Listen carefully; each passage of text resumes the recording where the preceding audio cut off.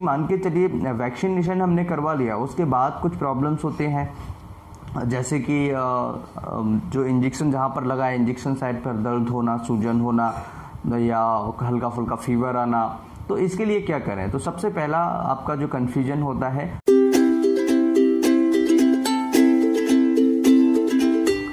Hello friends, आज के इस वीडियो में हम जानेंगे वैक्सीन लगवाने से पहले या फिर वैक्सीनेशन के बाद में कुछ सावधानियां रखना ज़रूरी है।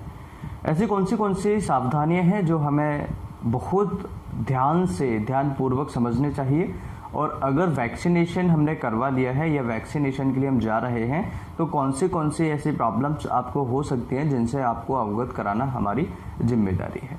सबसे पहले समझिएगा कि वैक्सीनेशंस कराना इसलिए ज़रूरी है क्योंकि ये हमारे शरीर को, हमारी बॉडी को इन्फेक्शन से लड़ने के लिए प्रिपेयर कर देता है। वैक्सीनेशन फर्स्ट डोज लगने के बाद में इम्यूनिटी हो सकता है कि डेवलप नहीं हो, लेकिन सेकंड डोज लगने के बाद में 2 से 3 हफ्ते बाद वैक्सीनेशन के बाद में आपको इम्यूनिटी डेवलप हो जाती है। लेकिन कई बार क्या होता है कि कई पेशेंट्स ऐसे होते हैं कि उनको वैक्सीनेशन के बाद भी इन्फेक्शन हो जाता है। तो ऐसी सिचुएशन में उन्हें घबराना नहीं है, क्योंकि जब वैक्सीनेशन हो जाता है उस मरीज को और फिर भी कोविड का इन्फेक्शन हो जाता है तो इतनी ज़्यादा सीवियरिटी नहीं होगी जितनी होने के चांसेस विदाउट वैक्सीनेशन के होते हैं। अब यहाँ पर कुछ चीज़ें वैक्सीनेशन से पहले सावधानी रखनी होगी, जैसे किसी को किडनी की बीमारी है, किसी को हार्ट प्रॉब्लम्स है, या किसी को डायबिटीज़ है, किसी को लिवर से क्रॉनिक लिवर प्रॉब्लम्स है, या फिर किसी मरीज को ऐसी कोई प्रॉब्लम है जो लंबे समय से चली आ रही है, अस्थमा है, या लंग्स की कोई और ऐसी बीमारी है जिसमें पेशेंट बहुत दिनों से परेशान है। तो ऐसी सिचुएशन में वैक्सीनेशन करवाने से पहले आप अपने डॉक्टर से एक बार ज़रूर कंसल्ट करें कि आपकी स्थिति क्या है, उसके हिसाब से वैक्सीनेशन शेड्यूल करवाएं। दूसरा कमेंट क्या होता है, दूसरा कन्फ्यूजन क्या होता है कि सर वैक्सीन इन्फेक्शन होने के बाद कब ले सकते हैं? जैसे कि हमने वैक्सीन अभी लिया है, या फिर कहें कि हमने वैक्सीन नहीं लिया है और मुझे इन्फेक्शन हो गया है, तो उसके बाद में मैं वैक्सीन कब ले सकता हूं? उसका सीधा आंसर ये होता है कि आप फुली रिकवर्ड होने के कम से कम 1 महीने बाद वैक्सीनेशन करवा सकते हैं, और डिपेंड करता है कि आपकी शरीर की स्थिति क्या है। तो ये भी आप अपने डॉक्टर से कंसल्ट करें, क्योंकि अगर किसी व्यक्ति को कोविड का इन्फेक्शन होता है या कोई और प्रॉब्लम चल रही है तो वो फुली रिकवर्ड होने के बाद ही वैक्सीनेशन करवाएं। इसके साथ में तीसरा जो सवाल है वो होता है कि किसी मरीज ने अगर टेटनस का इंजेक्शन लगवाया है, या निमोनिया, इन्फ्लुएंजा का किसी को इंजेक्शन लगाया, या कोई अदर वैक्सीन उसकी ड्यू है, तो क्या वो दोनों वैक्सीन को साथ में लगवा सकता है? नहीं, वो वैक्सीन तभी लगेगी जब उस वैक्सीन को, यानी जो पहली वाली वैक्सीन किसी को लगा है, जैसे टीटी का टेटनस इंजेक्शन लगा है, या फिर किसी को इन्फ्लुएंजा का इंजेक्शन लगा है, या निमोनिया या अदर कोई वैक्सीन उस मरीज को इंजेक्शन लगा है, तो कोविड का वैक्सीन तभी मरीज को लगेगा जब उसके 14 दिन निकल जाएंगे। कम से कम 14 दिन का तो टाइम ड्यूरेशन उसमें होना ज़रूरी है। ये कुछ कन्फ्यूजन्स थे वैक्सीनेशन से पहले। अब चौथा कन्फ्यूजन होता है कि सर खाने पीने का कैसे ध्यान रखें? तो देखिए, खाने पीने का सब कुछ खा सकते हैं, ऐसा कुछ भी नहीं है कि आपको कोई चीज़ का परहेज करना हो या किसी चीज़ से आपको डरना हो। यहाँ पर हरी सब्जियाँ, फल फ्रूट्स वगैरह है, पानी ज़्यादा पीना, ये सारी चीज़ों का आपको ध्यान रखना होगा, बाकी कोई दिक्कत वाली बात नहीं होती है। अब बात करते हैं कि मान के चलिए वैक्सीनेशन हमने करवा लिया, उसके बाद कुछ प्रॉब्लम्स होते हैं, जैसे कि जो इंजेक्शन जहाँ पर लगा है इंजेक्शन साइट पर दर्द होना, सूजन होना, या हल्का फुल्का फीवर आना।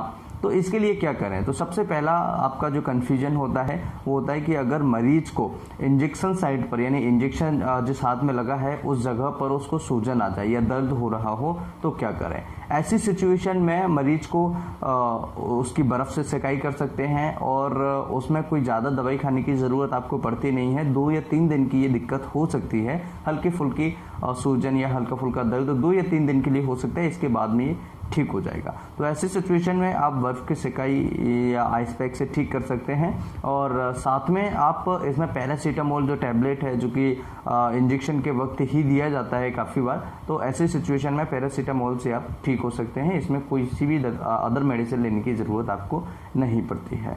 इसके बाद में दूसरा कन्फ्यूजन होता है कि सर इसमें जॉइंट्स पेन हो सकता है या फीवर हो सकता है, तो इसके लिए क्या करें? तो देखिए 2 या 3 दिन के लिए आपको बुखार, हल्का फुल्का माइल्ड फीवर हो सकता है। और अगर किसी को बहुत ज़्यादा तेज बुखार है, बहुत ज़्यादा फीवर है, तो वो अपने डॉक्टर से इमीडिएटली मिलें। लेकिन इसमें ऐसा होता नहीं है, 2 या 3 दिन हल्का सा मतलब माइल्ड फीवर होता है तो उसके लिए पैरासीटामोल टैबलेट्स जो है ऑलरेडी वो पहले दे चुके होते हैं। सिंपल पैरासीटामोल आपको लेना होता है।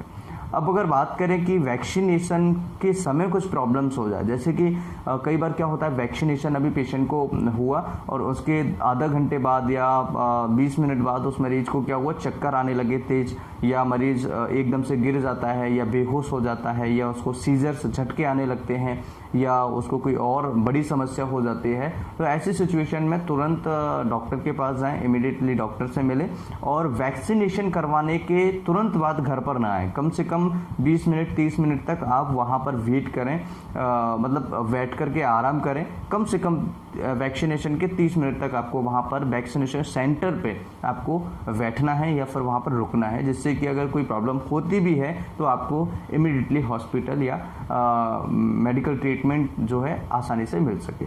इसके साथ में वैक्सीनेशन के बाद में कुछ और कन्फ्यूजन्स हैं, जैसे कि क्या कोई ऐसा मरीज़ है जिसको वैक्सीनेशन के बाद में बहुत ज़्यादा प्रॉब्लम हो रही है, तो क्या उसमें कोई अदर दवाइयाँ खा सकते हैं? नहीं, बिल्कुल भी आपको ये चीज़ अवॉइड करनी होगी। आपको केवल एक ही मेडिसिन जो पैरासीटामोल है वही आप ले सकते हैं और इसमें कोई भी आपको घबराने की ज़रूरत नहीं है। बाकी इस वीडियो में हमने सब कुछ समझ लिया है। खाने पीने की अगर हम बात करें तो सब कुछ खा सकते हैं।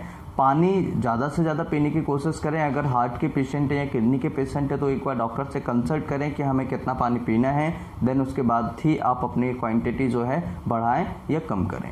तो यहाँ पर पानी लगभग अच्छी खूब मात्रा में पिएं और हरी सब्जियाँ, ग्रीन वेजिटेबल्स वगैरह हैं और फल फ्रूट्स वगैरह आप ले सकते हैं। बाकी इसमें कोई ऐसा प्रॉब्लम है नहीं जो बताई जा रही है, ठीक है ना। अगर इस वीडियो में आपके कोई भी कन्फ्यूज़न बाकी रह जाते हैं, कोई भी अगर आपकी क्वेरी है तो आप मुझे कमेंट करके पूछ सकते हैं। मैं कोशिश करूंगा आपको जल्दी से जल्दी रिप्लाई देने का। आई होप कि वीडियो आप सभी के लिए बहुत ही ज़्यादा इन्फॉर्मेटिव होगा और इस वीडियो से आपको काफ़ी सारी हेल्प मिलेगी। और अगर लगता है आपको कि वीडियो से बहुत सारी हेल्प मिली है तो अन्य लोगों तक शेयर करें, अधिक से अधिक लोगों तक इसे भेजें, जिससे कि अन्य लोगों का भी फ़ायदा हो सके। जहाँ भी आप शेयर कर सकते हैं, फेसबुक, इंस्टाग्राम, ट्विटर है, जहाँ भी आप शेयर कर सकते हैं, शेयर करें जिससे कि अन्य लोगों का भी फायदा हो सके। नमस्कार, thanks for watching, have a nice day, जय हिंद।